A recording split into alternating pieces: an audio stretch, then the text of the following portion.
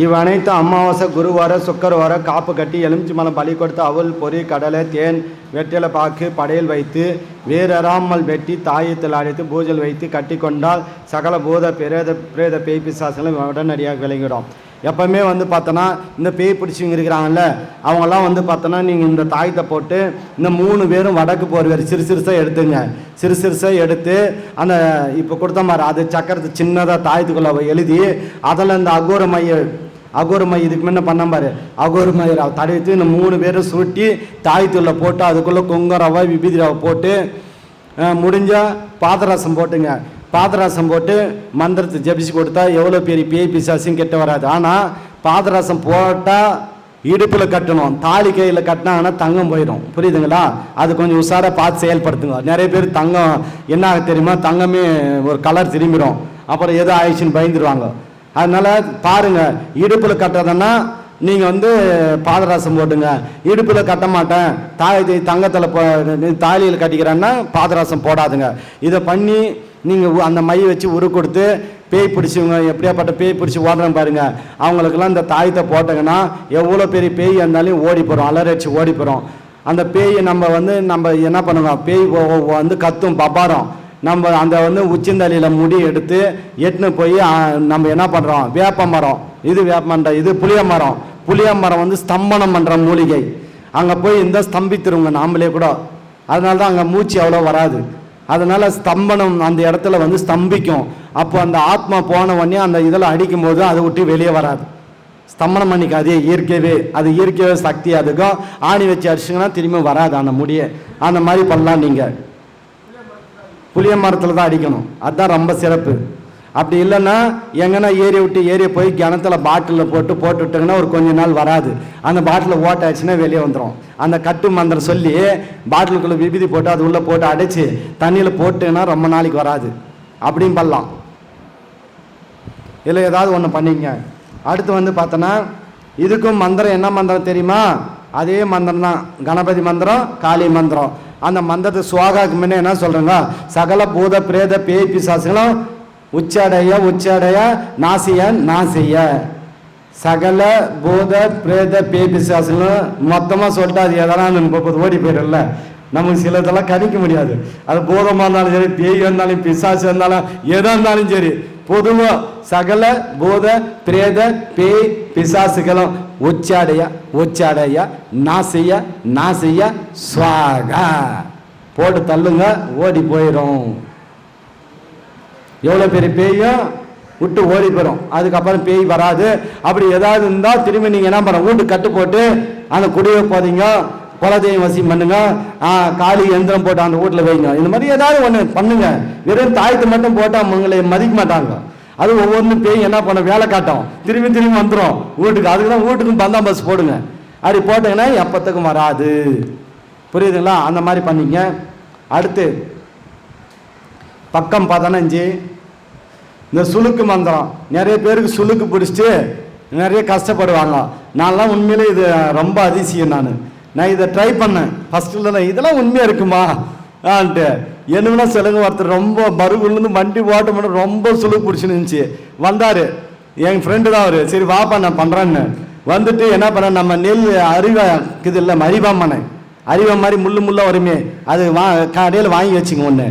அதை வச்சுட்டு அது என்ன பண்ண, சுளுக்கு பிடிச்ச இடத்துல வச்சுட்டு கணபதி மந்திரம், காளி மந்திரம், இது ஒரு 3 முறை சொன்ன பாரு, உடனே அவன் சரியாகி போயிட்டான். பரவாயில்லைங்க, இப்போ நல்லா இருக்குது, நடந்து போகிறோம். ஆடத்து இருக்கணும். யாரா குணப்படுத்துவாங்க, என்ன மாதிரி மந்திரம், இதெல்லாம் உண்மையிலேயே அதிசயமான ஒரு விஷயங்க. அதுக்கப்புறம் என்ன பண்ண, திரும்பி வாங்கிட்டு இன்னொரு நாள் போட்ட மாதிரி பளிச்சுன்னு இல்லை, ஒரு 3 வேளை போட்டால் போதும். நான் இங்கே கூட நம்ம பிரபலமும் ஒருத்தர் இருந்தார். இப்போ அவர் எம்எல்ஏ சீட்டு வாங்கி இப்போ நின்றுக்கிறாரு. அவருக்கு சுளுக்கு பிடிச்சி, அவர் டாக்டரு. அவருக்கு பார்த்தோன்னா மாத்திரை ஊசியில் நான் போய் 2 வேளை, சரி கொஞ்சம் பெரிய ஆளுன்றதுனால நான் பத்திரிக்கை வைக்க போனப்போ அப்படியே 1 வேளை போட்டு அப்படியே சுற்றிட்டு 2 வேளை போட்டோம். பார்த்தா மறுநாள் பளிச்சுன்னு ஆகிட்டார்.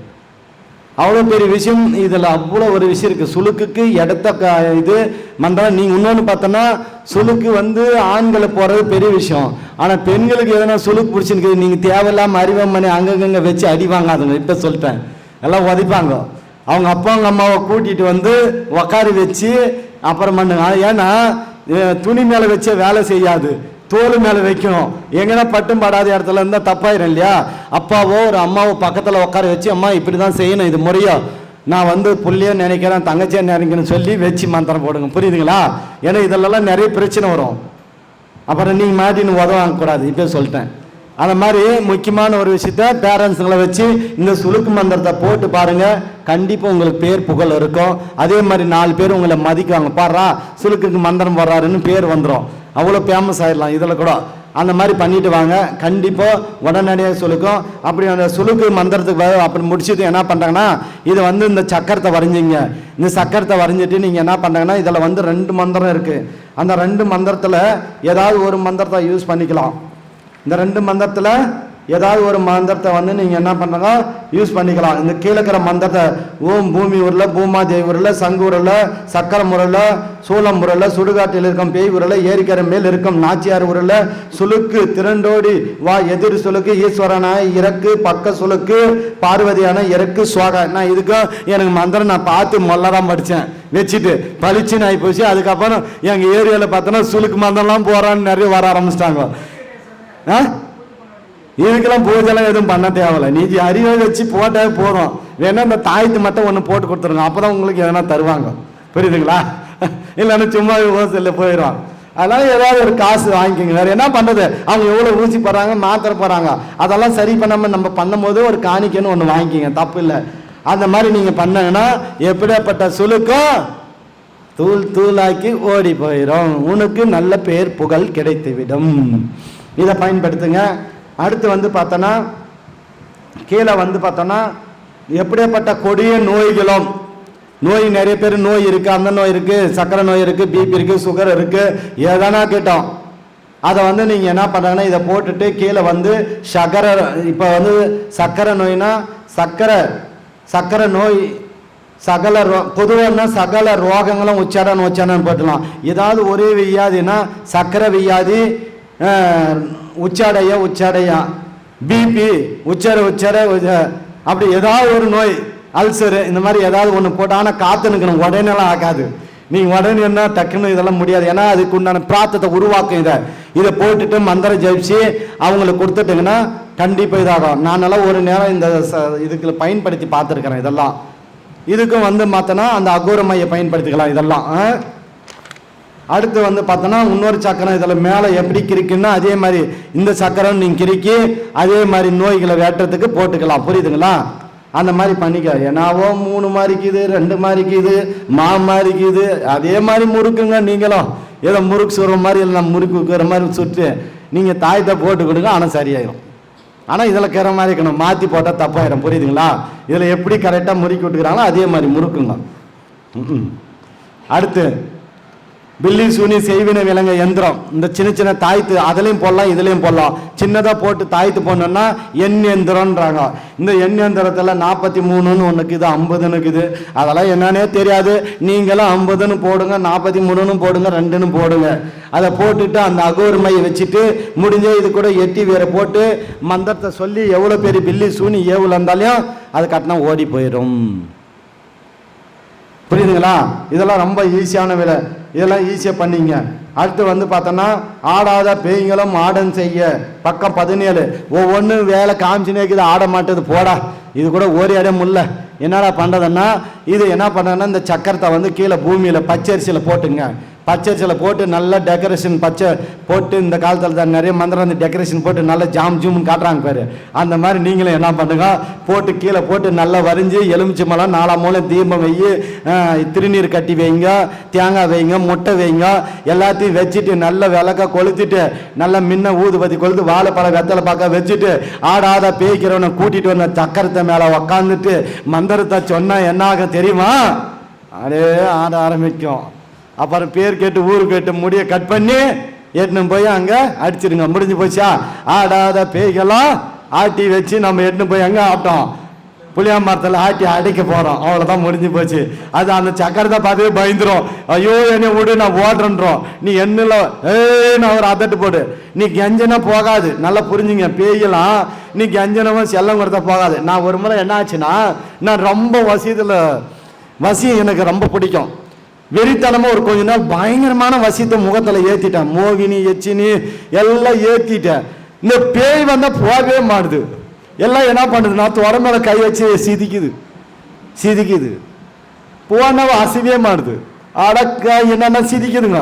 அந்த பேய் என் கை மேல கால் மேல இப்படி தொட மேல தொடுறது என்ன, என்னை சிச்சு அப்படியே மயக்கிறது என்ன, ஏன்னா வசியம் அது போகவே மாட்டேன் நான்னுது. அப்போ அடப்பா இது இப்படிதானன்ட்டு என்ன பண்ண, எப்பா இது வேலைக்கு ஆகாது, பேய் ஓட்டம்னா நம்ம டெரரா இருந்தாலும் வேலைக்கு ஆகன்ட்டு அப்புறம் மந்திரத்தை ஜெயிச்சு கம்பீரமா உக்காந்து அப்புறம் அப்படி இப்படின்னு சும்மா மிரட்டுறது. கோலை கீழே வெள்ளை இருக்க தூக்கினா ஐயோ என்னை விட்டுருன்னு ஓடிடும்.